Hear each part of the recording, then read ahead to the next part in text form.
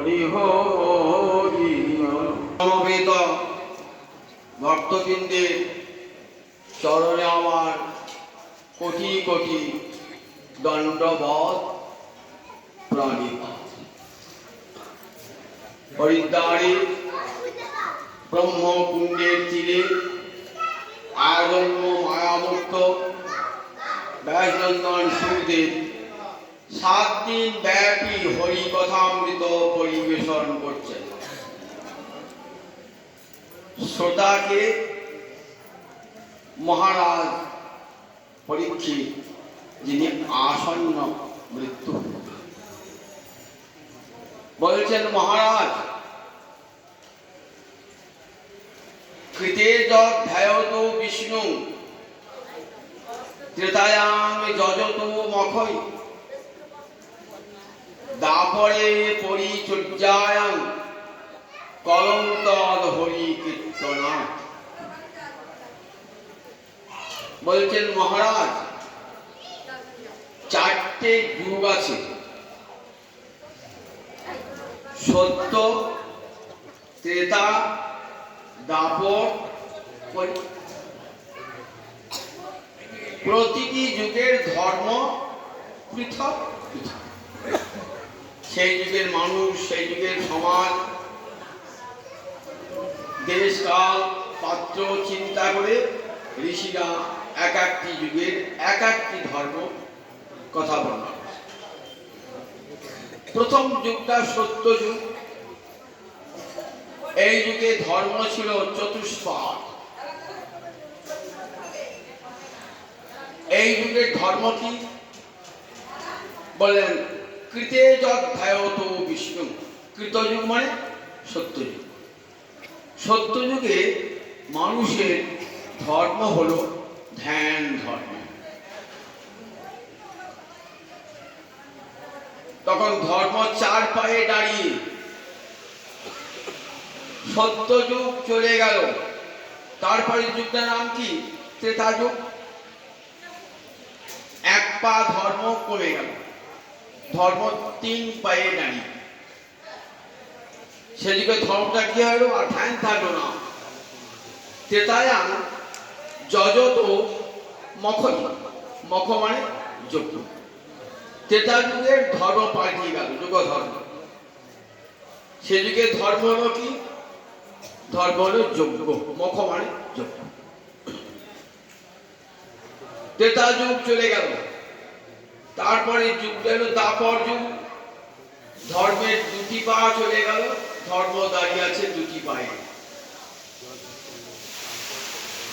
সেদিকে ধর্ম কি? দাপরে পরিচর্যায়াং। দাপর যুগে ধর্ম হলো ভগবান শ্রীহরির অর্চনা। পরিচর্যা মানে অর্চনা। দাপর যুগ চলে গেল, তারপরে যে যুগটার নাম কলিযুগ। যে যুগ আমরা রয়েছি কলিযুগ। মহারাজ যুধিষ্ঠির কলিযুগে প্রথম রাজা, দাপরের শেষ রাজা,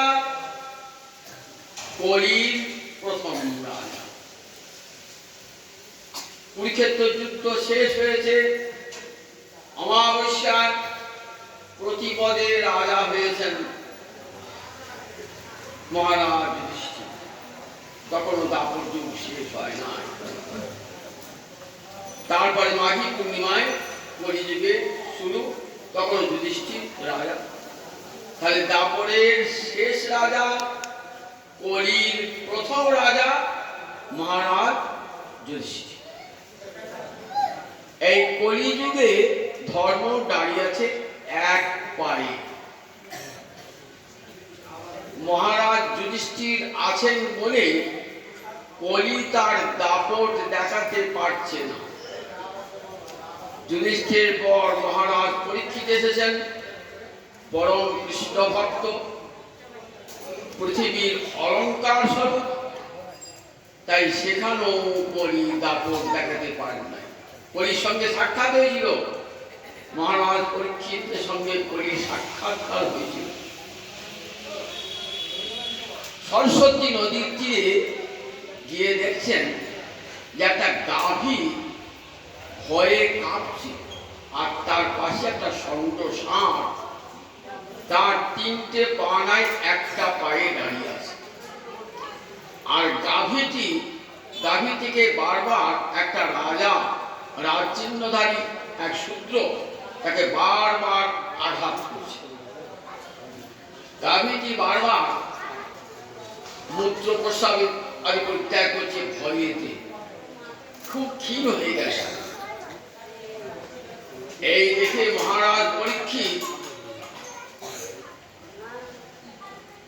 কি করলেন? ধনুকে বাণ যোজনা করলেন। বললেন, আমার রাজ্যে দুর্বলের উপর আঘাত করবার শক্তি কার হলো? বলি, ধনুতে বাণ যোজনা করে এগিয়ে গেলেন সেই অত্যাচারী শূদ্রের কাছে। সে তো ভয়ে থতমত খেয়ে পাশে দাঁড়িয়েছেন। গাভীটি পিঠে হাত বুলিয়ে বলছেন, মা, আমি বুঝতে পেরেছি তুমি ধরিত্রী, তুমি পৃথিবী গাভী রূপ ধারণ করেছ। তুমি কাঁদছো কেন? তুমি কৃষ্ণ হারা হয়ে কাঁদছো, বিধবা রমণীর মতন স্বামী হারা হয়ে কাঁদছো। কৃষ্ণ তোমার স্বামী, কৃষ্ণ চলে গেছেন, তাই তার বিরহে তুমি কাঁদছো। যাগ যজ্ঞ সব লুপ্ত হয়েছে। বলছেন, দেবী, আমি যতক্ষণ এই ধরাতলে আছি ততক্ষণ পর্যন্ত বৈদিক ধর্মকে লুপ্ত হতে দেব না। যাগ যজ্ঞাদি সব চলবে। মা, আপনি নিশ্চিন্ত থাকুন। ষাঁড়টি দাঁড়িয়ে আছে, তার তিনটে পা নাই, একটা পায়ে দাঁড়িয়ে আছে। ষাঁড়টিকে গিয়ে বলছেন, কো অপৃচ্ছদ তব পাদাং স্ত্রী, তোমার তিনটে চরণ কে ছেদন করলো বলো, আমি তাকে শাস্তি দান করব। বিষয়টি বলছেন যে সেই পাপাত্মার নাম আমি উচ্চারণ করব না। শাস্ত্রে বলেছে, পাপীর নামটা উচ্চারণ করলে পারে, যে উচ্চারণ করে তাকেও পাপ স্পর্শ করে। তাই বিষয়টি ধর্মের প্রতীক, তো নামটি করলেন না। বলে, আমি বুঝতে পেরেছি তুমি সাক্ষাৎ ধর্ম, তোমার তিনটি পা কলি ছেদন করেছে। বলি, কলির দিকে, সেই রাজচিহ্নধারী কলির দিকে এগিয়ে গেছেন মহারাজ পরীক্ষিত, হাতে তীর ধনুক নিয়ে। তখন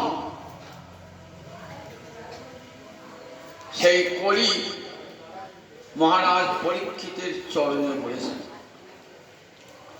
বলছেন, দেখো, এই ভারতবর্ষ, এখানে ঋষিরা প্রতিটি ধূলিকণায় ব্রহ্ম দর্শন করেছেন। এইখানে বেদ মন্ত্র ওঙ্কার উচ্চারিত হয়েছে, পবিত্র যজ্ঞের অগ্নি প্রজ্বলিত হয়েছে। সুতরাং তোমার মতন অধার্মিকের স্থান এই ভারতবর্ষে নাই, তুমি এখান থেকে দূর হয়ে যাও। বলেন, আমি যাব কোথায়? আমি তো আপনার একজন ভৃত্য, আপনার প্রজা, সকল প্রজাকে থাকতে দিয়েছেন, আমাকে দেবেন না? আপনি মহারাজ যুধিষ্ঠিরের নাতি, পাণ্ডব বংশ, শরণাগতকে সবসময় রক্ষা করেছে, আমাকে রক্ষা করবেন না? আমি তো আপনার চরণে পড়েছি। মহারাজ পরীক্ষিতের চিত্তটা দুর্বল হয়ে গেল। এতক্ষণ ছিলেন কত শক্ত মনের মানুষ, যেই চরণে পড়েছেন না, যেই বলেছে আমি শরণাগত, তখন মনটা দুর্বল হয়ে গেল। বলে, ঠিক আছে, তুমি 4 জায়গায় থাকবে। কোথায়? মিথ্যা, মদ, কাম, হিংসা, এই 4 জায়গায় তুমি থাকবে। যেখানে মিথ্যা কথা সেখানে তুমি থাকবে, যেখানে সুরাপান সেখানে তুমি থাকবে, যেখানে অবৈধ নারী সঙ্গ সেখানে তুমি থাকবে, আর যেখানে প্রাণী হিংসা সেখানে এই চার জায়গা তোমার স্থান ঠিক করে দাও। মিথ্যা, মদ, কাম, হিংসা, এই চার জায়গা তোমার স্থান। এই চার জায়গার বাইরে কোথাও যাবে না। বলে আমরা রাজ্যে তো এই চারটেই নাই, মিথ্যাও নাই, মদও নাই, কামও নাই, হিংসাও নাই, তার থাকবো কোথায়? বারবার বলছেন আমাকে একটু থাকবার জায়গা দেবে না? তখন বলেন ঠিক আছে, জাত রূপঞ্চ অদাত।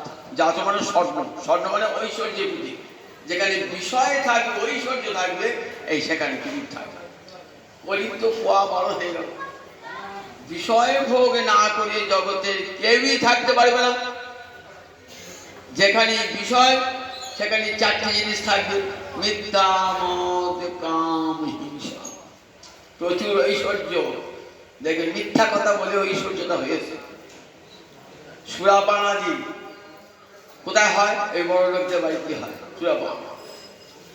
অবৈধ নারী সম্পর্ক কোথায় হয়? যেখানে ওই ঐশ্বর্য অধিক, অঢের ঐশ্বর্য লাগে।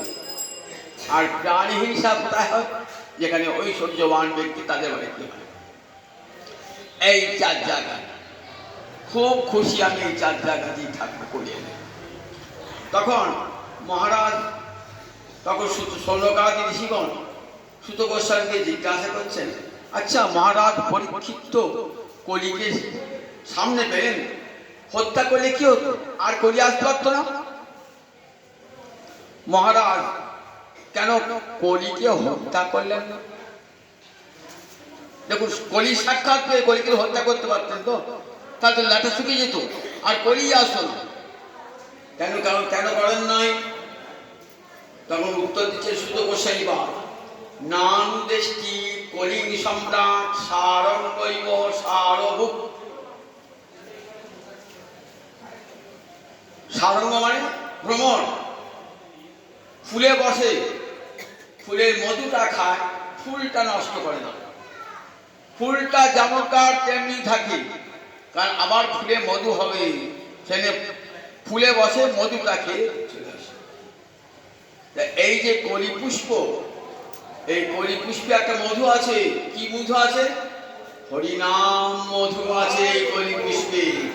মহারাজ পরীক্ষে জানছেন, আমার গৌর হরি আসিবে, ঘরে ঘরে নাম বিলাবে। গৌর হরি আসিবে, ঘরে ঘরে নাম বিলাবে। গৌর হরি আসিবে। তাই যদি কলিকে হত্যা করতেন, আমরা গৌর হরিকে পেতাম। কলিকে হত্যা করলে পরে কলি শিখারে কলিযুগ ধন্য সর্বযুগ সার, যা হতে হরিনাম সংকীর্তন প্রচার। চারটে যুগের মধ্যে আমরা নিকৃষ্ট বলি তো, সবচেয়ে কলিযুগ নিকৃষ্ট সবাই বলে। কলিযুগের মানুষ কলিযুগ বলতে যেন ঘৃণার চোখে থাকে। কিন্তু দেখুন কলিযুগ ধন্য বৈষ্ণবরা বলেছেন, কারণ এই যুগে ভগবান শ্রী গৌরাঙ্গের আবির্ভাব হয়েছে এই কলিযুগে। তাই বললেন, কীটে যধ্যায় কৃষ্ণ ত্রেতায়াং জগৎ যজত মখৈ, দাপরে পরিচর্যায়াং করৌ তদ হরি কীর্তনাথ। কলিযুগের ধর্ম হলো হরি সংকীর্তন। এখন যদি কেউ প্রশ্ন করে, কেন সত্যি কলিযুগে যোগ্য হবে না? কেন কলিযুগে ধ্যান হবে না? কেন সত্যের মধ্যে ধ্যান তো হবে কলিযুগে। বললেন, ধ্যান করতে গেলে কি চাই? মনের জোর চাই, মনের শক্তি চাই, অচঞ্চল মন চাই। গীতা লিখেছেন তো, নির্বাতস্থ দীপু যথা। ষষ্ঠতে পড়েছেন গীতা। দীপটা জ্বলছে, বায়ু নাই, নড়ছে না, শিখাটা নড়ছে না। কখন? যখন বায়ু থাকে না, তখন কেমন দীপের শিখাটা কেমন থাকে? দেখবেন নড়বে না, চড়বে না, নির্বাতস্থ। বাতহীন, বাত মানে বায়ু, নির্বাতস্থ দীপইব। ধ্যানীর মন কেমন হবে? ঠিক ওই রকম অচঞ্চল। গোবিন্দ চরণে মনকে লগ্ন করেছেন, এক মুহূর্ত কোনো দিকে বাঁধবে না, হেলবে না। যখন বাতাস বয় তখন কি হয়? শিখাটা একবার এদিক একবার সেদিক করে। মনটা যখন ওই অনির্বাণ দীপশিখার মতো হবে তখনই গোবিন্দ চরণে লগ্ন হবে।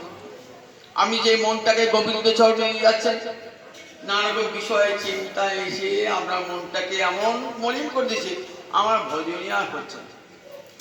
মালা জপ করতে বসলাম, ও বাবা, সব যত যত অসৎ চিন্তা মনে এসে হয়। ঠিক যেন পাওনাদার এসেছে আমার টাকা পাবে বলে বাড়ির দুয়ারে বসে আছে। এমনি করে দেখুন, যেই জব করতে বসলেন, এতক্ষণ ছিল না, যেই জব করতে বসলাম ওই ভাষা, তাহলে ধ্যান হবে? জব করতেই পারছি না, তাহলে কলিযুগের মানুষ তাহলে ধ্যান করতে পারে? মনটাকে চতুর্দিকে মন চঞ্চলম হি মন কৃষ্ণ প্রমাথি বলভদ্রম। অর্জুন বলছেন, শোনো, চিত্ত বিক্ষিপ্ত করে দেয় মন, এত চঞ্চল মন।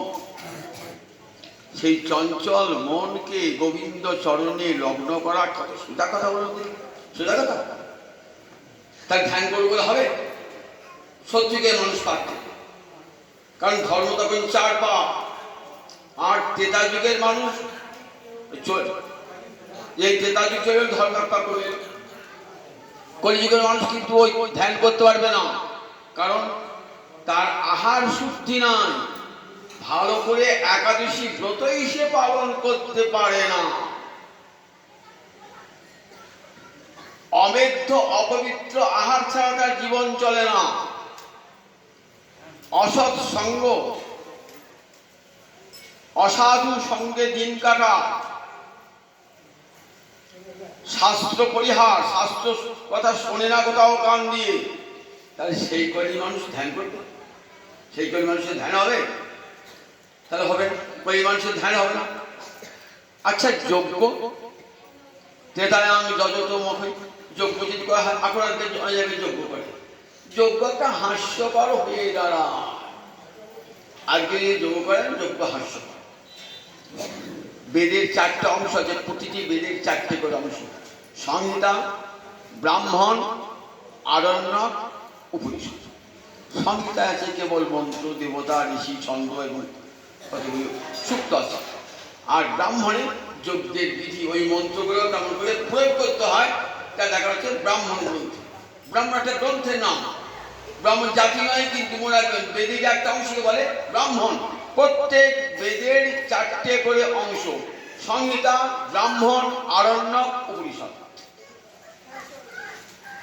এই ব্রাহ্মণ অংশে আছে যজ্ঞের বিধি, কেমন করে একটা যজ্ঞ আপনি করবেন। যজ্ঞের বেদিটা কেমন হবে, এসে জায়গায় যজ্ঞের বেদি করলে হবে না। যজ্ঞের বেদির স্থানটি সুসংস্কৃত হওয়া যায়। যজ্ঞের বেদিটা কত হাত লম্বা, কত হাত চওড়া হয়ে বলা আছে। বেদিটা দৈর্ঘ্যে প্রস্থে কতটা হবে বলা আছে, শূন্য সূত্রে বলা আছে যজ্ঞের বেদিটা কেমন হবে। যজ্ঞে যে ঘিটা দেবেন, সেই ঘিটা কি হবে? সদ্যজাত গোরস। আগের দিন গভীর দহন করে তার ঘিটা করে গেছেন, সেই ঘিটা। যজ্ঞে যা কিছু ফলমূলাদি দেবেন, সেগুলি সব নিজের ভূমিতে উৎপন্ন, বাইরের বাজার থেকে কেনা নয়। তাহলে বলুন, আজ যদি যজ্ঞ করেন, আমার কার বাড়িতে গরু আছে, তাহলে যজ্ঞ করতে গেলে বাজার থেকে ঘি কিনে আনতে হবে। যজ্ঞের স্থানটাও ঠিক নাই, যজ্ঞের স্থানটাও ঠিক নাই। কহাত লম্বা, কহাত প্রস্থ, কেউ বলতে পারে না, বেদ পড়া লোকই নাই। যজ্ঞে যে ঘি ঢালছেন, ডালদা ঘি ঢালছেন, কেমন করে ঢালতে হয় সেটাই আপনি জানেন না, কোন পাত্রে নিয়ে ঢালতে হয় সেটাই আপনি জানেন না। যদি যজ্ঞ করেন, আবার বেদ মন্ত্র উচ্চারণ, আজকের দিনে সংস্কৃত মন্ত্র উচ্চারণ করার লোক পাবেন খুঁজে? সংস্কৃত পড়ার লোকই না। স্কুল কলেজে প্রায় সংস্কৃত পড়া উঠেই গেছে। গীতা ভাগবত যারা পাঠ করেন অসংস্কৃত, সংস্কৃত জানেন না। তাহলে আজকের দিনে পাঠ করা তো যা কিছু হবে অসংস্কৃত লোকের দ্বারা হচ্ছে। তাহলে আমরা পাচ্ছি দুধের পরিবর্তে ঘোলের স্বাদ, মূল গ্রন্থেও পাচ্ছি না স্বাদ, ঘোলের স্বাদ পেয়ে ওই দুধের স্বাদ মেটাতে হচ্ছে আমাদের। তাহলে সেই কলিযুগে যোগ্য হবে? বেদমন্ত্র আরো কঠিন। বেদমন্ত্র একটি যদি স্বরের উচ্চার যদি বিগুড় হয়ে যায়, স্বর বিকৃত হয়ে যায়, তাহলে যজ্ঞে ফল তো হবেই না, উল্টো ফল হবে, উল্টো ফল হবে। আপনি একটা মঙ্গলের জন্য যজ্ঞটা করলেন, তো উচ্চারণে ভুল হয়ে গেল, স্বরবৈগুণ্য। তিনটে স্বরে বেদ মন্ত্র উচ্চারিত হয়, উদাত্ত, অনুদাত্ত, স্বরিত, তিনটি স্বরে। আমি উদাত্তের জায়গায় যদি অনুদাত্ত করি, তাই দেখুন বেদ মন্ত্র ভুল হয়ে গেল, ফলটা উল্টো। ভাগবত দেখিয়েছেন 10টা ঋষি যজ্ঞ করেছিলেন, এত বড় বেদ ঋষি দেবরাজ এমন যজ্ঞের অগ্নিকুণ্ডতে এমন পুত্র জন্মাবে যে দেবরাজ ইন্দ্রকে হত্যা করবে। কারণ দেবরাজ ইন্দ্র তার পুত্রকে হত্যা করেছিল, বিশ্বরূপকে হত্যা করেছিল, তাহলে প্রতিশোধ নেবে। তাই অগ্নিকুণ্ডে মন্ত্রটা বলতে গিয়ে ক্রোধের বশে করেছেন, তো শর্টটা একটু উল্টিয়ে গেছে। যজ্ঞের অগ্নিকুণ্ড হতে সন্তান হলো, কিন্তু সেই সন্তান ইন্দ্রকে হত্যা করতে পারল না, ইন্দ্রের দ্বারাই নিহত হয়ে গেল। আমরা বৃত্রাসুরের নাম শুনেছি তো, বৃত্রাসুর। এই বৃত্রাসুর উৎপত্তি কি জন্যে? ইন্দ্রকে হত্যা করবার জন্যে। কিন্তু সে ইন্দ্রকে হত্যা করতে পারে নাই, ইন্দ্রই তাকে হত্যা করেছিল পিতার মন্ত্র উচ্চারণের সামান্য ত্রুটির জন্য। তাই আজকে তিনি যে যজ্ঞ করেন, সেই মন্ত্র পালা লোক পাবেন, যজ্ঞের দেশ কাল পাত্র কোনটাই হবে না। আচ্ছা, পরিচর্যা অর্চনা বলে, অর্চনা আজকের যুগে হবে না। কেন হবে না? অদীক্ষিত ব্যক্তি গোবিন্দ সেবা করছে। অনেকেই জানেন না যে অদীক্ষিত হলে কৃষ্ণ সেবা করা যায় না। অদীক্ষিত হলে কোন কৃষ্ণ সেবার ভোগ রন্ধন করা যায় না, ঠাকুর ঘরে প্রবেশ করা যায় না, ঠাকুরের সেবা করা যায় না, যতক্ষণ আপনি অদীক্ষিত। আপনি যে ব্রাহ্মণের ছেলে হন, তাও পূজার অধিকার নাই। শাস্ত্রে বলেছেন অদীক্ষিত নাস্তি পূজা অধিকার, যে অদীক্ষিত তার পূজার অধিকার নাই। অর্চনা করতে গেলেও সংস্কৃত মন্ত্র জানতে হয়, কেমন করে আগমন করতে হয়, কেমন করে জল শুদ্ধি করতে হয়, আসন শুদ্ধি করতে হয়, এগুলি সব নিয়ম আছে। একটা ব্রাহ্মণ ছেলে এগুলি পড়াশোনা করে? কেউ করে না। প্রতিটি মন্ত্রের সঙ্গে একটা অনুসরণ যোগ করে দেয়। আপনি ভাবলেন ভালোই মন্ত্র বললো, সে মাছ মাংস ডিম পেঁয়াজ খেয়ে সে ঘর ঢুকলো, গোবিন্দ সেবা করলো, আর খুব ভালো সেবা, গভনে সেরে গেল, গলায় গতি চলছে, ভালো সেবা করলো। গোবিন্দ সে সেবাই দিল না, সেবাই দিল না, প্রসাদই হলো না। সে দেখুন সব জায়গায় পশ্চিমরা প্রসাদ খান না, কেন গোবিন্দ প্রসাদ খান না? কেন? ভোগটা দিয়েছে কে? গোবিন্দই তো খান নাই। একটা অদীক্ষিত ব্যক্তি যে অমেধ্য অপবিত্র আহার গ্রহণ করে গোবিন্দ মন্দিরে ঢুকে গোবিন্দকে ভোগ লাগাচ্ছে, সেই ভোগ গোবিন্দ গ্রহণ করেছে, তাহলে আমি খাবো কেন? গোবিন্দের প্রসারিত হয় নাই। তুলসী পাতাটাও দিতে হয় গোবিন্দের ভোগে, জানে আসি একটা বেল কথা ফেলে দিল। প্রসাদ তো ক্ষতি কি? খেতে প্রসাদ কি? যারা জানে না তারা খাবে, যারা জানেন তারা বলে না বাবা কখনো গোবিন্দের প্রসাদ আমি খাবো না। গোবিন্দের প্রসাদ হলেও খাবো না প্রসাদ, কারণ উনি গোবিন্দ গ্রহণ করেন না। তাই কলিযুগে অর্চনাটা হবে না। যার জন্য ঋষিরা কি করেছেন? আদিতে মধ্যে অন্তে হরিনাম যজ্ঞ দিয়েছেন। কলিকালে অর্চনা সব ঘর করি হয়। আদিতে মধ্যে অন্তে যখন আগমন করছেন, ওম বিষ্ণু ওম বিষ্ণু ওম বিষ্ণু বলছেন, আগে গোবিন্দ নাম হয়ে গেল। এইবার আমরা কি মাধব অপবিত্র পবিত্র বা সর্বাবস্থান গত ইয়স্মণি পুণ্ডরিকাক্ষং সবাজ্যাভ্যন্তর সূচি।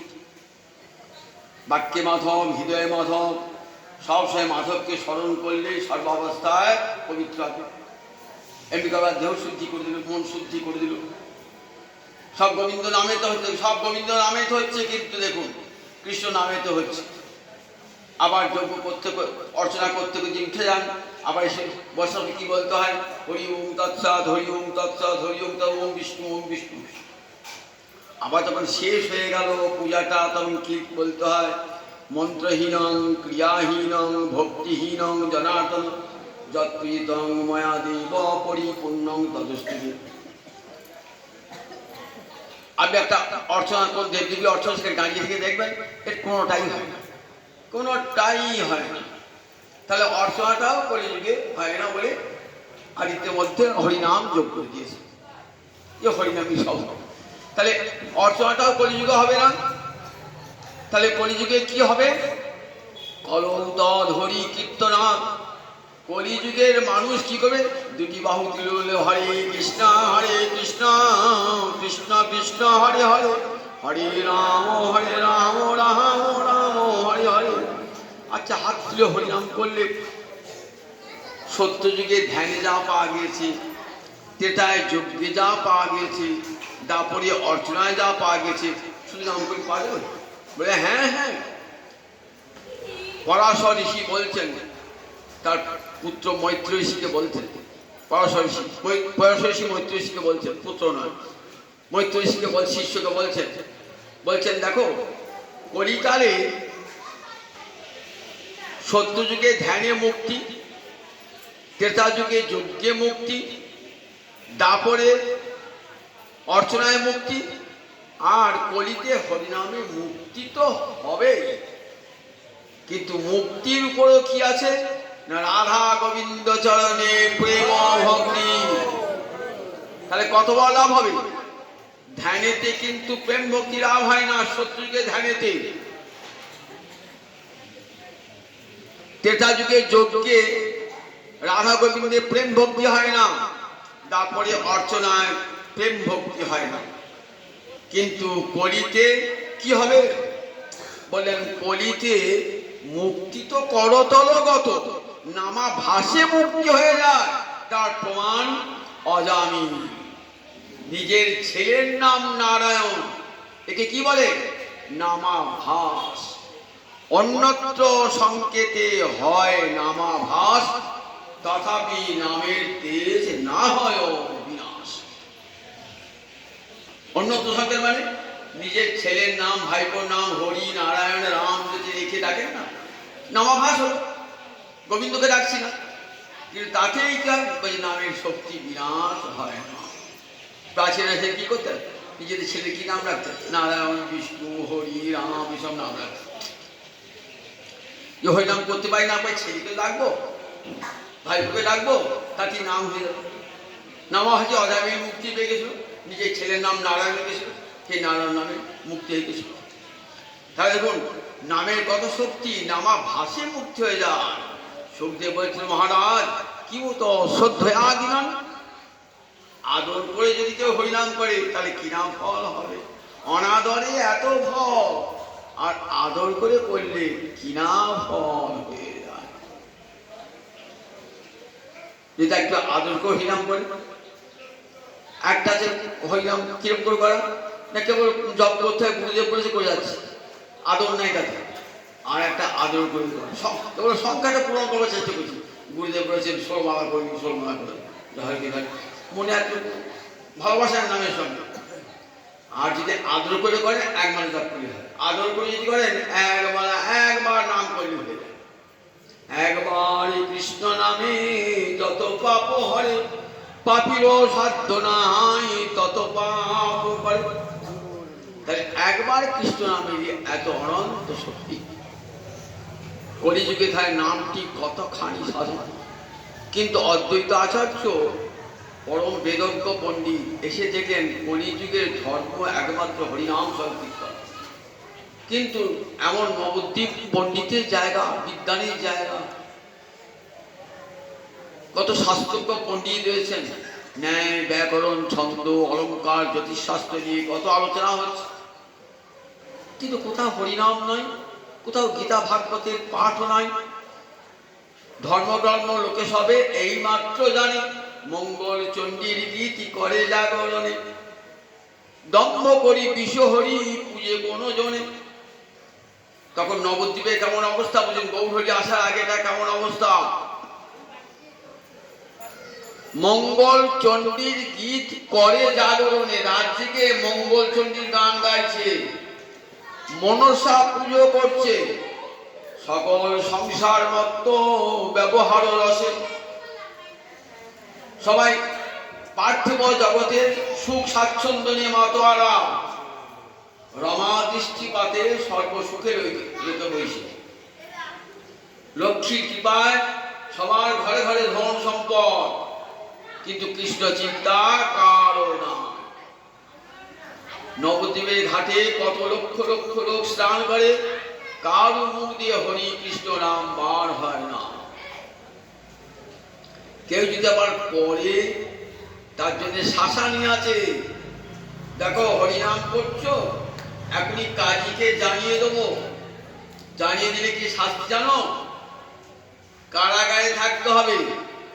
লোকে যারা নাম করে, ভয়ে ভয়ে নাম করে, ঘরে দরজা বন্ধ করে স্বামী স্ত্রীতে ছেলেতে বসে বসে গান কীর্তন করে, পাশে কেউ শুনতে না পায়।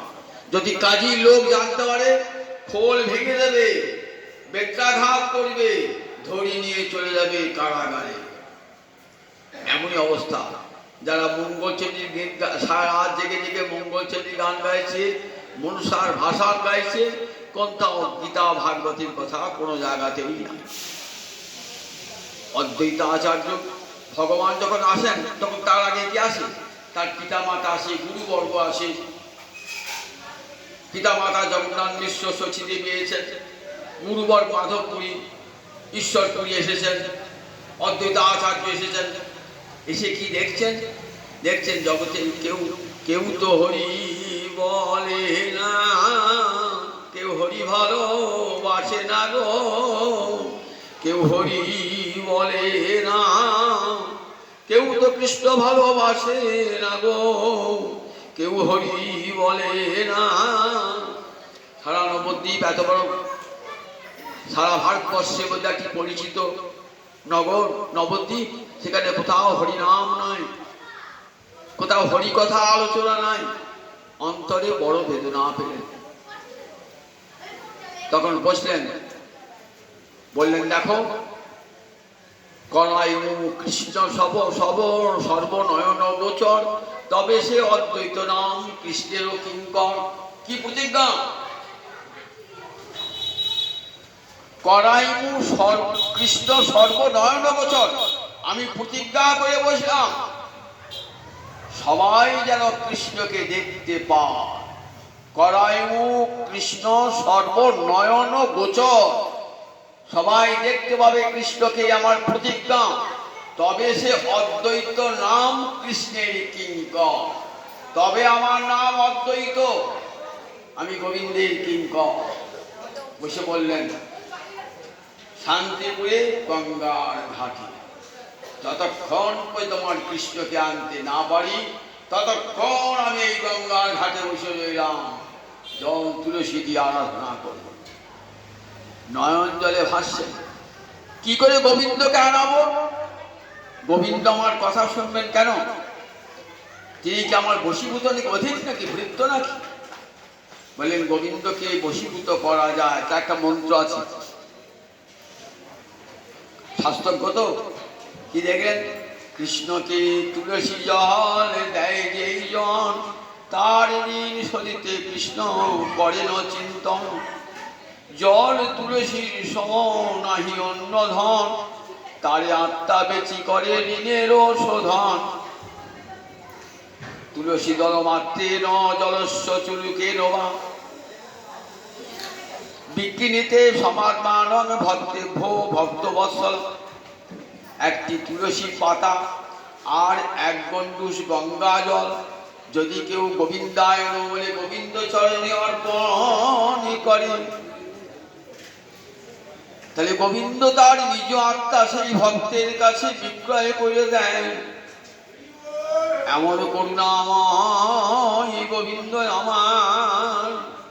একটি তুলসী পাতার এক গণ্ডূষ গঙ্গা জলের কত দাম দেখুন একবার। একটি তুলসী পাতার এক গণ্ডূষ গঙ্গা জল গোবিন্দ চরণে হে কৃষ্ণ করুণা সিন্ধু দীনবন্ধু জগৎপতে গোপেশ গোপিকা কান্ত রাধা কান্ত নমস্তুতে। ওম নমো ব্রহ্মণ্য দেবায় গো ব্রাহ্মণ হিতায় চ জগদ্ধিতায় শ্রীকৃষ্ণায় গোবিন্দায় নমো নমঃ। গোবিন্দের দুই চরণে দুটি তুলসী পত্র দিয়ে, গঙ্গা জল তুলসী দিয়ে যদি একবার কেউ অর্চনা করেন, গোবিন্দ তার কাছে চিরঋণী হয়ে থাকেন। তারে আত্মা বেচি করে ঋণেরও শোধন। ওই লোকটা আপনাকে তুলসী পাতা দিয়েছে, গঙ্গা জল দিয়েছে, কেমন করে তার ঋণ শোধ করবো? গোবিন্দ মনে ভাবছে, কেন তোমার ঘরে তো অনন্ত ঐশ্বর্য আছে, তুমি লক্ষ্মীপতি, প্রচুর ঐশ্বর্য দিয়ে দাও। বলে যত ঐশ্বর্য দিই ওই তুলসী পাতার সমান হবে না। তাই নিজ আত্মাকে বিক্রয় করে দেন সেই ভক্তির কাছে, বিক্রয় করে দেন। প্রতিদিন কি করেন? প্রতিদিন একটি তুলসী পত্র আর গঙ্গা জল দিয়ে গোবিন্দায় বলে গোবিন্দকে অর্পণ করেন। প্রতিদিন তুলসী দিচ্ছেন শান্তিপুরে ঘাটে বসে। একদিন দেখলেন অদ্ভুত কাণ্ড। তুলসী দিলে সেটা তো ভাটি মুখে যাবে, উজনে তো যাবে না। কিন্তু কি আশ্চর্য, উল্টো মুখে, স্রোতের বিপরীত মুখে তুলসীটা যাচ্ছে। অবাক হয়ে দেখছেন অদ্বৈত প্রভু, তুলসীটা ভাটি মুখে গেল না, উজন মুখে যাচ্ছে। কোথায় যায় দেখি? তুলসীকে অনুসরণ করতে করতে করতে করে গেছেন নবদ্বীপের ঘাটে স্নান করছে আমার সচী মাতা, জগন্নাথ বিশ্বের পত্নী সচী মাতা। পরপর 8টি কন্যা সন্তান হয়েছে, 8টি মৃত্যু মুখে পতিত হয়েছে। নবম গর্ভে এসেছে বিশ্বরূপ, দশম গর্ভে আসবে গৌরাঙ্গ। পরপর 8টি কন্যা, কেউ বেঁচে ছিল না। নবমে বিশ্বরূপ, গৌরহরি দাদা নাম কি ছিল? বিশ্বরূপ, 16 বছর বয়সে সন্ন্যাসী ছিল। দশম গর্ভে এলেন মহাপ্রভু। দেখছেন তুলসীটা গিয়ে ওই শচী দেবীর গর্ভকে প্রদক্ষিণ করছে, নাভি দেশে গিয়ে স্পর্শ করেছে। জয় গৌর জয় গোবিন্দ বলে প্রণাম জানালেন। এই গর্ভেটি আসবে, এই রমণী রত্নগর্ভা আসবে। ঠিক একদিন যেমন ব্রহ্মা গিয়ে ক্ষীর সাগরের তীরে তপস্যা করেছিলেন, কংস, জরাসন্ধ, শিশুপাল এদের অত্যাচারে পৃথিবী যখন অত্যাচারিত, তখন ধরিত্রী গোমাতা রূপ ধারণ করে কার কাছে গেলেন? সৃষ্টিকর্তা ব্রহ্মার কাছে। বলেন চলো মা, আমি তোমাকে নিয়ে যাচ্ছি, সঙ্গে মহাদেব, ইন্দ্র এদের সব নিয়ে যাচ্ছে। কোথায় গেলেন? ক্ষীর সমুদ্রের তীরে বসলেন ধ্যানে। পৃথিবী অত্যাচারিত প্রভু, কংস, শিশুপাল, জরাসন্ধ অত্যাচারী প্রাণীগণ অতিষ্ঠ হয়ে উঠেছে। প্রভু গোবিন্দ ধ্যানে ধরা দিলেন, বলেন যাও ব্রহ্মা, আমি বসুদেব দেবকী পুত্ররূপে জন্ম হব। সেদিন ব্রহ্মা জানিয়ে দিয়েছিলেন শীঘ্রই গোবিন্দ আসবেন ধরাভার হরণ করবার জন্যে। মা ধরিত্রী তুই ফিরে যাও, দুঃখ করো না, অচিরেই আর আবির্ভাব করবে বসুদেব দেবকীর ঘরে পুত্ররূপে আসবে। দেবতা সেই থেকে নিশ্চিন্ত হয়েছিলেন। আর অদ্বৈত আচার্য নিশ্চিন্ত হলেন যে আমার আর ভগবান শ্রীহরি আসছেন, কৃষ্ণ আসছেন, ব্রজের কৃষ্ণ আসছেন, কলিতে গৌরাঙ্গ রূপ ধারণ করে আসছেন। নয়ন জলে মুখ ভাসি রেখেছেন। কেউ তো কৃষ্ণ বলে না, কারণ যে জীবকে কৃষ্ণ বলাতে হবে, সমস্ত জীবকে আমি কৃষ্ণ বলাবো, এটা তার প্রতিজ্ঞা, অদ্বৈতাচার্যের প্রতিজ্ঞা। অদ্বৈতাচার্যকে সদাশিব গোলকে থাকেন, নারায়ণের কায়বুহ তাই গোবিন্দ আর সদাশিব অভিন্ন। সেই সদাশিবের মূর্তি হলেন এই অদ্বৈত আচার্য, সাক্ষাৎ শিব মহাদেব। তার কি দৃঢ় প্রতিজ্ঞা যে ভগবানকে আনাবই আমি বুঝি। অদ্বৈতের প্রার্থনায় তাহার পীড়িতে আইলা তুরিতে উদয় নদিয়া মাছ, তাহার পীড়িতে আইলা তুরিতে উদয় নদিয়া মাছ। কবে আসবে সেই গৌরহরি? দেখলেন ধীরে ধীরে শচীমাতা গর্ভ সঞ্চার হয়েছে। গর্ভ সঞ্চার হয়েছে 9 মাস 10 দিন। সন্তান তো পেটে থাকে। 9 মাস পেরিয়ে গেল, 10 মাস পেরিয়ে গেল, 11 মাস পেরিয়ে গেল, 12 মাস পেরিয়ে গেল, 13 মাস। সবাই ভাবছে দেখি সন্তান কতদিন পেটে থাকে? 9 মাস 10 দিন পেটে থাকে, তার জায়গায় 13 মাস হয়ে গেল, এখন সন্তান এলো না। শচীমায়ের পিতা নিরাম্বর চক্রবর্তী বড় জ্যোতিষ বলে এই মাসেই সন্তান হয়, কোনো চিন্তা করো না, এই মাসের শুভ দিনে শুভক্ষণে জন্মগ্রহণ করবে তোমার সন্তান। সেই শুভ দিনটি কবে? আগামীকাল ফাল্গুনী পূর্ণিমা।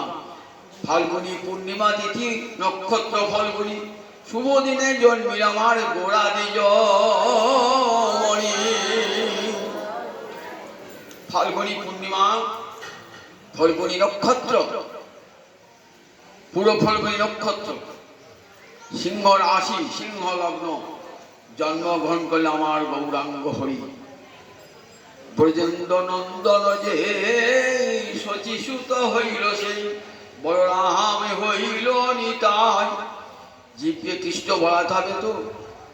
কলিঘোর তিমির গ্রাসর জগজন, ধর্ম করম গেল দূর।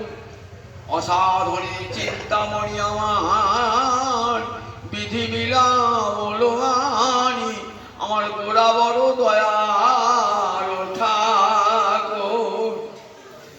কলিঘোর তিমির গ্রাস হয়ে যাবে যেন। কলির প্রথম সন্ধ্যাতেই কলি প্রবল দাপট দেখাতে শুরু করেছে। ধর্মকর্ম লোক সব ভুলে গেছে। কলির প্রথম সন্ধ্যাতে ধর্মকর্ম সব ভুলে গেছে। কলিঘোর তিমির। কোন পথে ধর্ম যাবে? ধর্ম কোন পথে যাবে? লোকে তখন ধর্মাচরণ করে বটে, কিন্তু বৈদিক পথে নয়, বেদ নির্দিষ্ট পথে যদি ধর্মাচরণ না করা হয় তাহলে কোনো ফল মেলে না। ধর্মাচরণ করতে হবে বেদ নির্দিষ্ট পথে। বেদ যা বলেছেন, বেদ মাতা, বেদ সাক্ষাৎ ভগবান, বেদ ভগবানের নিঃশ্বাস। সেই বৈদিক মত অনুসরণ করে যদি না চলেন তাহলে কখনই মুক্তি ভুক্তি কোনোটাই লাভ হবে না।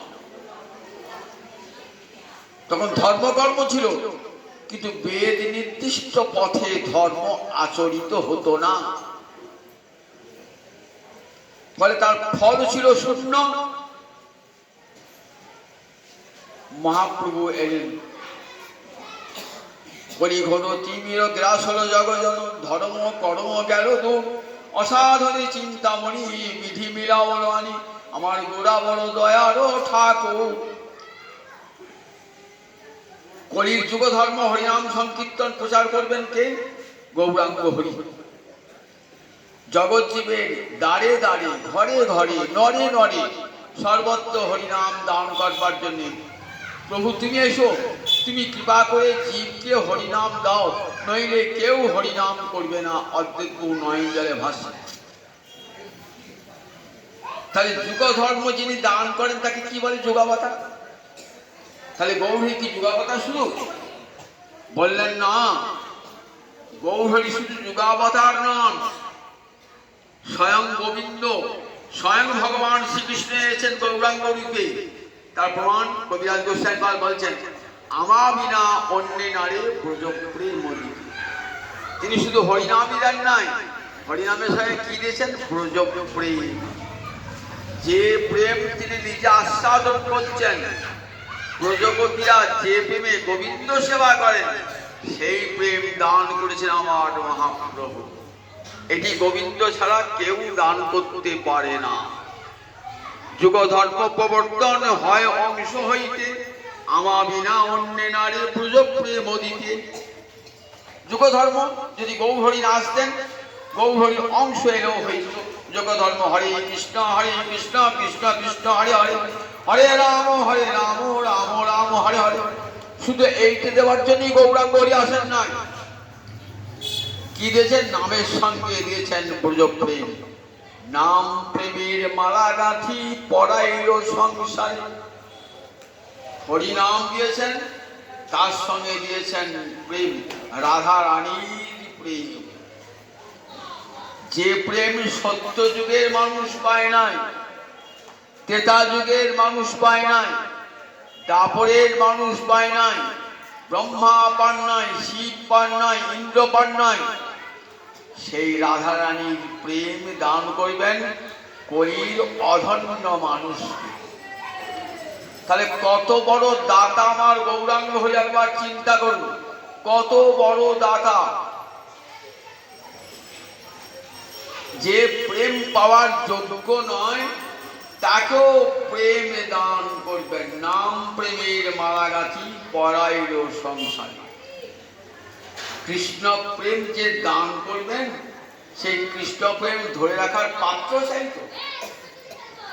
আপনি গোয়ালার কাছে গিয়েছেন, দুধ দাও, গোয়ালা বলবে জায়গায় এনেছো তবে তো দুধটা দেবো। আপনি যে বলে আমার পাত্র নাই, যদি দয়া করে দেন, তখন গোয়ালাটা নিজের ঘটিতেই দুধ ঢেলে আপনাকে দেবেন। গৌর হরি আমার এমনি দাতা। কেমন দাতা গৌরাঙ্গ হরি? নাম তো দিলে প্রভু, নাম রাখবো কোন জায়গায়? প্রেম তো দিলে প্রভু, প্রেমটা রাখবো কোথায়? না নামের মধ্যে প্রেম রইল। তাই কৃষ্ণ নাম করতে করতে কি হয়? কৃষ্ণ নাম করতে করতে প্রেমের উদয় হয়ে যায়, প্রেমের উদয় হয়ে যায়। গৌর নাম করলে কি হয়? যে গৌরাঙ্গের নাম লয়, তার হয় প্রেমোদয়, তারে মুই যাই বলিহারি। দেখেছেন গৌরাঙ্গ হরি নামটা কেমন? যে গৌরাঙ্গের নাম লয়, তার হয় প্রেমোদয়, তারে মুই যাই বলিহারি। গৌরহরির নাম উচ্চারণ করি, কৃষ্ণ প্রেম লাভ হয়ে যায়। বাহু তুলি হরি বলি প্রেমে দৃষ্টে চায়, করিয়া কলমশ নাচ প্রেমেতে ভাষায়।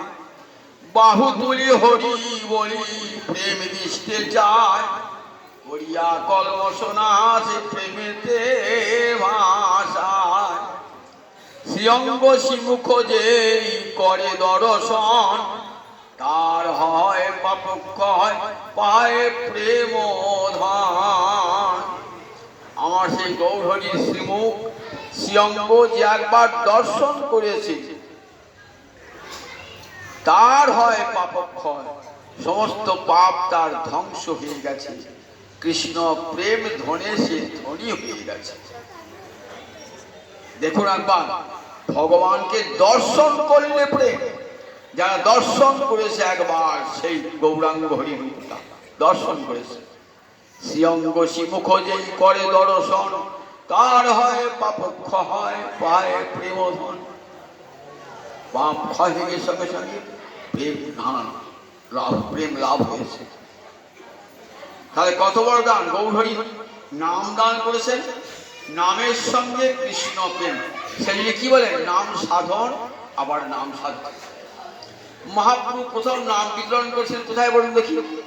প্রথম পূর্ববঙ্গে। মহাপ্রচুরের প্রথম পূর্ববঙ্গে পদ্মা পাড়ি চলে গেলেন। সেখানে তপন মিশ্র বলে এক ব্যক্তি ছিল, পরম পণ্ডিত ব্যক্তি। প্রভু, আমি সাধ্য সাধন তত্ত্ব কিছু নাহি জানি। সাধন কোনটা আর সাধ্য কি আমি জানি। যখন এই গুরুর কাছে দীক্ষা গ্রহণ করবেন, তখনই শিষ্য জানে আমার সাধন কি, আমার সাধ্য কি। গুরুদেব বলে, দেখো, নাম হলো তোমার সাধন, আর রাধা গোবিন্দের চরণই হলো তোমার সাধ্য। সাধ্য সাধন খুঁজে পাচ্ছি না। তখন কি বললেন, শোনো, তুমি নাম করে যাও, হরে কৃষ্ণ কৃষ্ণ কৃষ্ণ হরে হরে, হরে রাম রাম রাম হরে হরে। এই নাম হতে তোমার নামই সাধন, আবার নামেই তোমার সাধ্য বস্তু।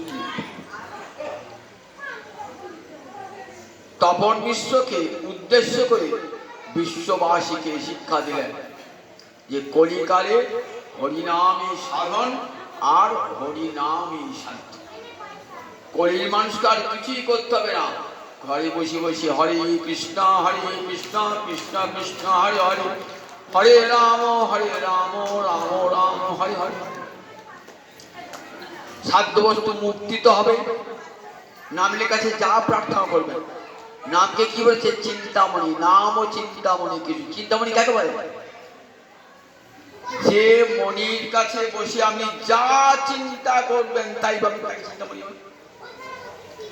আমি যদি চান আমার দেহের রোগটা সেরে যাক, চিন্তামণি থাকবে। আমার বাড়ি অশান্তি দূর হয়ে যাক, দূর করতে পারে। আমার ঐশ্বর্য লাভ হোক, টাকা পয়সা লাভ হোক, দিয়ে দেবেন। আমাকে স্বর্গলোকে ইন্দ্রপদ দাও, দিয়ে দেবেন। আবার যদি বলেন নামকে আমাকে মুক্তি দাও, নাম আমাকে মুক্তি দান করবে। আবার যদি নাম করবে, না আমি মুক্তি চাই না, আমি রাধা মাধবের সেবা চাই, তাই নাম চিন্তামণি। এই জগতের নাম একটা প্রতীক মাত্র, সংকেত মাত্র, কিন্তু কৃষ্ণ নাম চিন্তামণি, চিদানন্দময় নাম জেগে আছে। কলৌ জাগত হরির নাম। কলিকালে জেগে আছে হরিনাম। কলিকালে কোনো দেবদেবী জেগে নাই।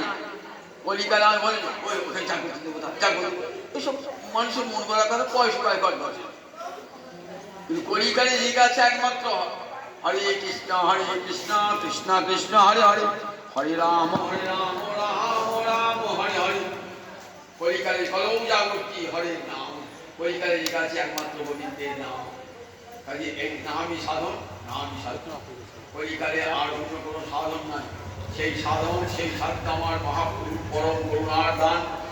আগামীকাল আমার সেই মহাপ্রভু আসবেন সেই সাধ্য সাধন নিয়ে, জগতের জীবকে দিবেন হরে কৃষ্ণ কৃষ্ণ কৃষ্ণ হরে হরে, হরে রাম রাম রাম হরে হরে। মহামন্ত্র, পরিজীবের মহামন্ত্র, সেই মহামন্ত্র দান করে জীবকে ধন্য করবেন। তাই আগামীকাল গৌর পূর্ণিমা ব্রত, সবাই ব্রতটি পালন করবেন। সারাদিন উপোস থেকে একাদশীর মতন শ্যামা কিংবা ফল মিষ্টি খেয়ে রাত্রে দিয়ে গৌর হরির অভিষেক হবে। 6টা 48 পর অভিষেক হবে। কারণ গ্রহণে গেছে তো, দেখবেন যদি মহাপ্রভু জন্মগ্রহণ করেন না, সেটাও গ্রহণ ছিল, আবার আগামীকালও গ্রহণ হবে। কেন গ্রহণ হলো? অকলঙ্ক গৌরচন্দ্র দিলা দর্শন, সকলঙ্ক চন্দ্রে আর কিবা প্রয়োজন। আকাশে চন্দ্র মুখ ঢেকেছে, আমি আর থেকে কি করবো? অকলঙ্ক গৌরচন্দ্র এসেছেন। তাই ওই দিন বড় আদরে রাত্রিবাদে অভিষেক, গৌরের অভিষেকের পর ব্রত ভঙ্গ করবেন যারা, আর যারা সারাদিন করবেন তারা পরের দিন ব্রত ভঙ্গ করবেন। তবে শাস্তি দুটো নিয়ে আছে, অভিষেক আসতে ব্রত ভঙ্গ করতে পারেন, প্রসাদ খেয়ে ব্রত ভঙ্গ করবেন। যারা আগামীকাল যে কৃষ্ণের মতন দেখতে পাবেন।